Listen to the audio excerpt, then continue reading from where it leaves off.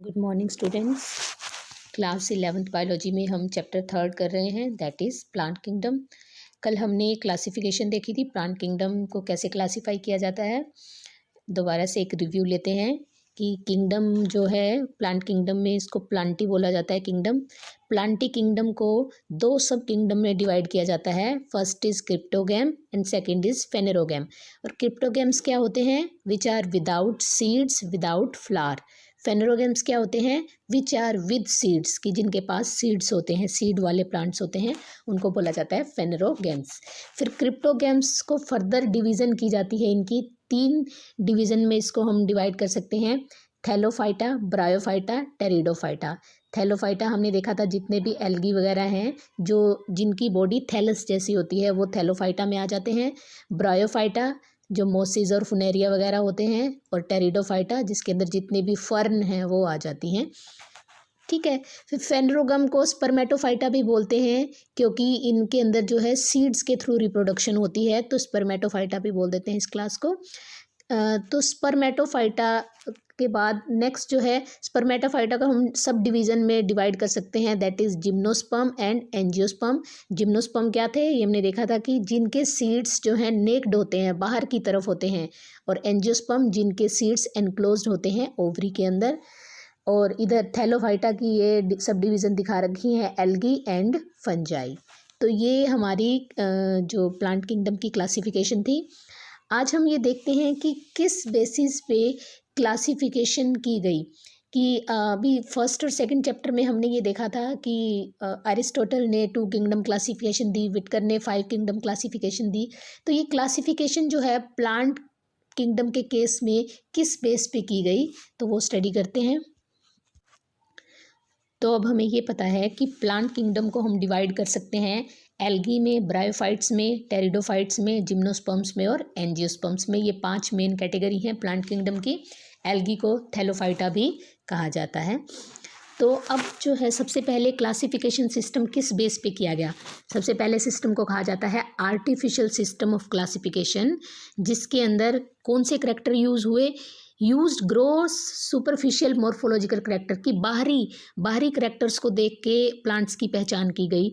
And were based mainly on vegetative character, और बाहरी character भी कौन से थे? जो वेजिटेटिव करैक्टर थे, कि लीफ ऐसे हैं, स्टेम ऐसी है, रूट ऐसी है। ठीक है। और एंड्रोशियम के स्ट्रक्चर को देख के, एंड्रोशियम क्या होता है? एंथर जो मेल पार्ट था, उसके स्ट्रक्चर को देख के। ये था artificial system of classification of plants.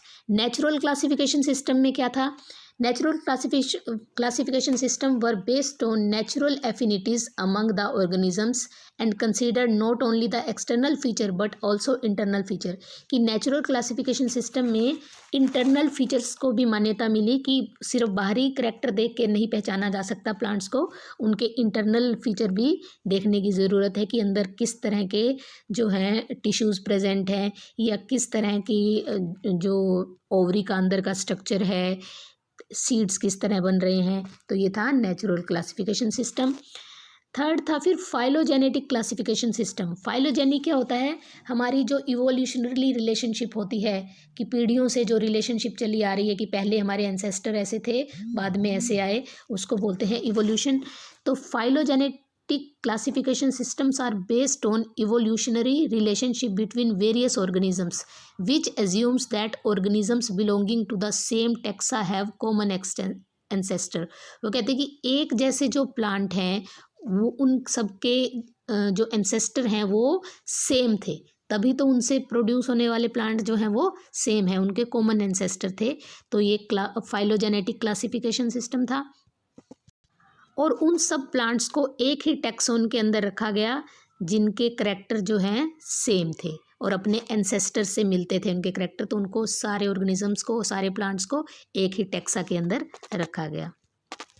Next is numerical taxonomy. Numerical taxonomy is based on all observable characteristics where number and codes were assigned to all the characters and the data are then processed। ये एक computerised method था taxonomy का, जिसके अंदर different type के characters को code दे दिए गए, कि ये कोड वाला करैक्टर ये है, इस कोड वाला करैक्टर ये है। फिर उन कोड्स को जो है कंप्यूटर प्रोग्राम के थ्रू उनके डाटा प्रिपेयर किए गए और प्रोसेसिंग की गई। ये कंप्यूटराइज्ड मेथड था न्यूमेरिकल टैक्सोनॉमी, जिसमें नंबर या कोड दे दिए गए किसी भी करैक्टर के लिए। नेक्स्ट है साइटो टैक्सोनॉमी। साइटो वर्ड होता है सेल के लिए use. It is based on the cytological information, कि सेल के अंदर की इंफॉर्मेशन के बारे में ये क्लासिफिकेशन की गई।